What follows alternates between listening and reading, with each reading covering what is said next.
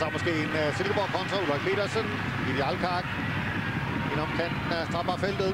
Og der er Alkak helt fri. Alkak og scorer det. Idi Alkak bringer Silkeborg foran 1-0. Bare sekunder efter at FCK har haft dobbelt chance, så et resolut kontra løb af Silkeborg og en glad hoved. Viggo Jensen her, han viser ganske ikke de store følelser, men han er glad indvendigt, ingen tvivl om det. Ja, men det her kontraspil er virkelig høj klasse, det Silkeborg præsterer her. Vi håber, vi får det se helt ned fra de Europa bolden faktisk, fordi det er meget flot spil. Og et fantastisk mål af Alkak. Vi prøver at se den her, Thomas Poulsen. Så lægger der en dyb bold ned til Søndergaard, tror jeg det er. Nej, Ulrik Petersen er det. Og så lægger han altså en helt perfekt bold der. Prøv at se. Og han rammer den jo. Ja, fantastisk. Fantastisk mål. Der var ikke engang græsset, da han styrer den ind i Alkak. Arpen bekrydse, ingen chancer for Bilstad. Og må ikke Christoffer Poulsen prøver igen med sit venstre. En af skruet. Jo, det bliver venstre ben af en af skruet. Og den ligger betydeligt bedre end før. Han ligger rigtig godt. Så er det 2-0. Idi Alkak igen. 2-0 til Silkeborg. Fremragende frispark. Han sætter ind der. Snedler tilbage til stolpe. Retur til Idi Alkak. Så han er på en håndfuld. 5. sæsonmål. 2-0 til Silkeborg. Ja, det er altså... Frisparket er jo fremragende. Det er helt rigtigt. Men også, at der kommer nogen op til den derinde på bagerste stolpe og får den hættet på tværs til Idi Alkak, som jo så er derinde, hvor han skal være. Vi ser det her. Flot indlæg. Indlægsskruet, og der på anden stolpe. Vi kan ikke se, hvem det er. Han kommer op til den, og ja, Alkak er fri inde på midten. Det må han selvfølgelig ikke være så fri der. Men han lugter ligesom chancen. Og der er Thomas Olsen slår ind til Idi Alkak. Alkak! Så er det et spørgsmål om Dan Thomas eller Bo Svensson egentlig ikke laver. Han rammer ham lidt, tror jeg, der. Ja. Det han går lige ind og blokerer ham. Der. Silkeborg opnået. Men der er jubel på Silkeborg stadion. Tilskuerne rejser sig fra sæderne og jubler. En svær fase er overstået for Silkeborg. 6 kampe i SAS-ligaen i træk med nederlag. Ikke det eneste point. Og så besejrer de forsvarende danske mestre fra FC København med hele 4-1. Man må sige, at marginalerne var med Silkeborg. Det er du enig i, John? Ja, det er bestemt. Men jeg tror, det der også er vigtigt for Silkeborg i dag, det er, at de får vundet mod et hold som FCK. Og det giver dem en tro på, at de kan vinde mod de store. Det vil sige, at de 2 næste svære kampe, de har mod OB og Brøndby, jamen der går de til de kampe med mere selvtillid, end vi de ellers ville have gjort. Og det synes jeg, det er flot. Godt. Foreløbig siger John Sivbæk og Jens Jørgen Brink farvel og tak her fra Silkeborg stadion, og sparker bolden tilbage til Jenagade i København over til Per Frimand og Carsten Berg. Og så måske en Silkeborg kontra Ulrik Petersen. Idi Alkak ind om kanten af straffeltet. Og der er Alkak helt fri. Alkak og scorer det. Idi Alkak bringer Silkeborg foran 1-0. Bare sekunder efter at FCK har haft dobbelt chance, så et resolut kontra løb af Silkeborg og en glad hoved.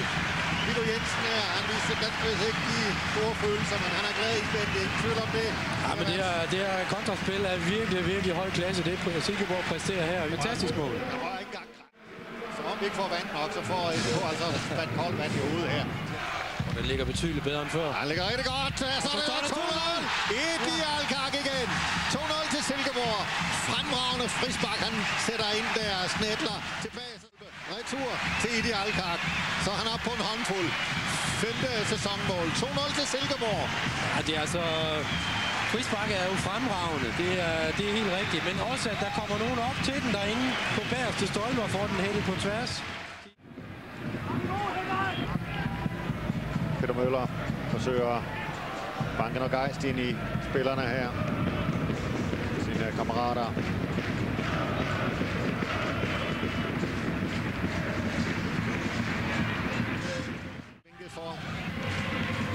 Peter Dein løber til, det bliver Snedler. Godt lige rette skårer. Utrolig Silkeborg. 3-0. 7 minutter. 6 minutter ind i anden halvleg her. Henrik Snedler, han har altså et rigtig godt spark til bolden. Har før scoret på frispark langt udefra. Og det er jo godt set af Viggo Jensen her. FCK'erne havde en kæmpe mulighed lige inden Silkeborg kom på 1-0. Magne Huset, da han blev spillet fri og skød på fjerneste stolpe. Og her scorer sit 4. sæsonmål, altså god i afslutterrollen. Silkeborg spiller har strålet med regnvejr, må man sige. Thomas Poulsen indlæg, og den er lidt lumsk for Kielstad. Han taber den, og der er så Peter Drein. Kommer den ind til 4-1, og så skal man se Viggo Jensen hernede. Han kaster sig ned på knæ og knytter næverne mod luften. Silkeborg på 4-1. Det er næsten for meget til at... Nu skal vi se, hvem der blev valgt som kampens bedste spiller.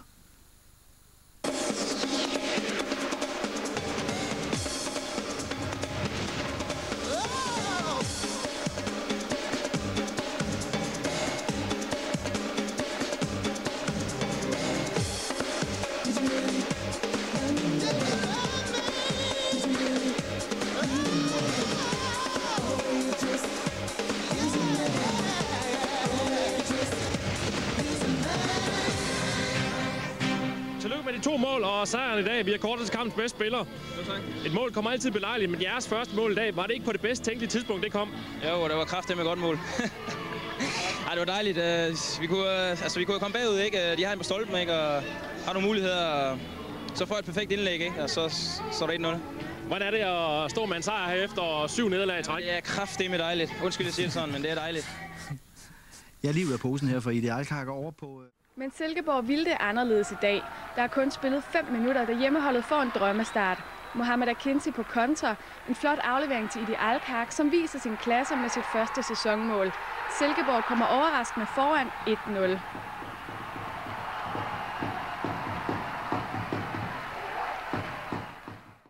Og væk, og så måske en kontramulighed Thomas Poulsen op til Mohamed Akinci. Mand Mohamed Akinci forsøger at finde Idi første gang. Han er meget hurtig. Idi Alhaq. Kan han komme udenom? Det gør han. Idi Alhaq. Kan han gøre det til 1-0? Det gør han. Eminent spillet af Idi Alhaq.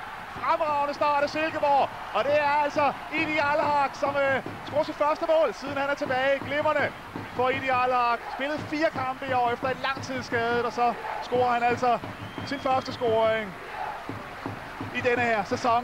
Idi Alhaq.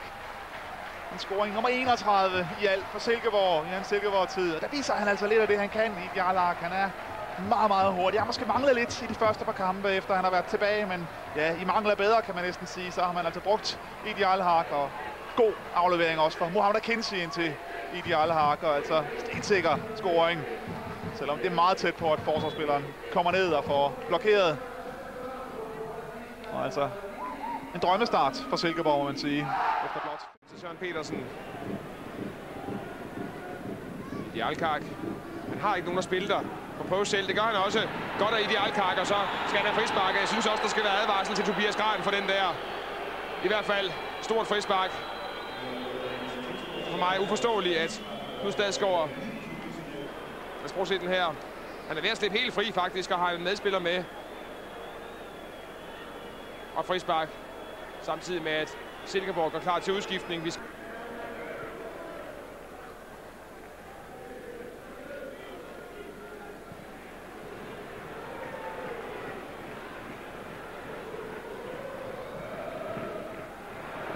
Skidt her af Rune Petersen, og så bliver det 3-1 til Silkeborg på et af sæsonens mest bizarre mål. Idealkak, som i øvrigt kommer slemt til skade, tror jeg, ved scoringen. Ligger og ømmer sig lidt. Og Rune Petersen lader det gå ud over målstolpen. Ligesom AGF troede man var på vej ind i kampen, så kommer der sådan en foræring. Og mens Idealkak ligger og ømmer, så kan han konstatere, at han i hvert fald har bragt sit hold foran med 3-1. Temmelig vanvittige scener på Aarhus Stadion. Rent spillemæssigt her. Rune Petersen i en helt ufarlig situation sætter den lige ud i fødderne af Idealkak. Måske står han også og sover en smule der, Shane Sheriff. Men i hvert fald en ren foræring. Og et rent frispark til de jyske kvalitetsstolper af målmand Rune Petersen. Den tager han på sig, er jeg sikker på.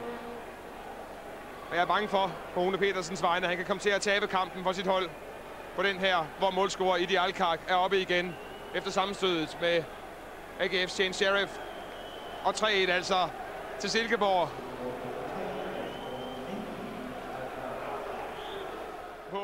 Må indse, at han skal tykke på et nederlag vinteren over. Men mindre der sker vanvittige ting. Det er der sket før i den her kamp.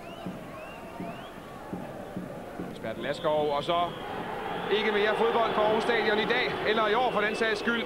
3-1 til Silkeborg over AGF, og Brian Steen Nielsen kan tage anførerbindet af for sidste gang og sige tak til dommeren og modstanderne, både for i dag og for en lang og flot karriere.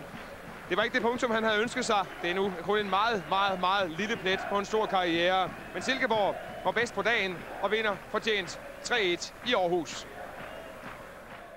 Jeg synes, det er fortjent. Altså, vi scorer på vores chancer, ikke? Og jeg synes egentlig, vi spiller en god gang fodbold, ikke? Rigtig god første halvleg, ikke? Og okay anden halvleg. Og så er det også der vinder i sidste ende, ikke? At de får ikke score på deres, så det synes, det er fortjent. Den anden ting, jeg lige er lidt nysgerrig over. Jeg så, at de virkede meget kompakte omkring de første 25 meter foran eget strafsparkfelt. Var det en taktisk finesse for at stikke blandt andet Tobias Gran, eller hvad er forklaringen på det? Jamen altså, vi prøver for så vidt at være kompakt, ikke? Mellem kæderne, og det var en del af det, ikke? Altså, du er ret, ikke? Han ligger og gør et godt stykke arbejde der, ikke? Så det er med at lukke ham med. Det fik vi gjort. Sidste mulighed til Silkeborg måske. Thomas Poulsen. Snedler. Godt indlæg der. Og det er Alkak. Han hætter på stolpen i det Alkak. Kæmpe mulighed for Silkeborg her. Den er ikke drevet over endnu. Thomas Poulsen. Olsen. Sned i situationen igen i det Alkak. Langt indlæg der. Og Alkak op og hætter på trekantsammenføjningen nærmest. Der var Silkeborg så tæt på, som man overhovedet kan komme. Men der var mere i lynhurtige Idi Alkak. 3 minutter før tid sker dette. Silkeborg kan tage hjem til Søhøjlandet med en sejr på 3-0. Et veltimet hovedstød af Idi Alkak rammer overlæggeren 10 minutter senere. Alkak har i øvrigt i dag forlænget kontrakten med Silkeborg frem til sommeren 2007.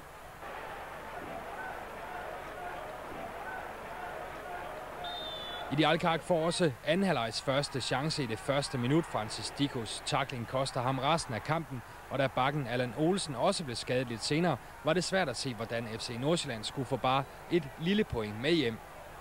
Silkeborg trak sig dog lidt tilbage i denne periode, og det gav FC Nordsjælland den ekstra meter, som skulle udnyttes, hvis de ville tilbage i kampen. Og på gæsternes allerførste chance i hele kampen, Denny Conte til 1-1. Der mangler 20 minutter, og de mange kilometer hjem så pludselig lidt bedre ud for de to Nordsjælland-fans, der havde taget turen. Men glæden varer kun i knap 5 minutter.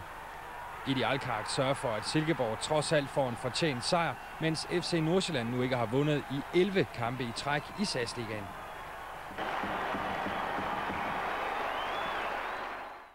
Scoringen gav FCN tro på, at det var muligt at hente et tiltrængt point.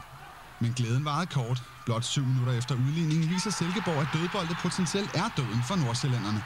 Det udnytter Idi Alkak til at score til 2-1. Clifford. Her ser vi lige præcis det, han kan holde på den og spille den fornuftigt videre, som man gør det her til Poulsen. Så kommer Alkak, men jeg tror ikke, han kan nå. Jo, det kan han godt. Så kommer Alkak, og der er straffespark. Nej, der er mål i stedet for.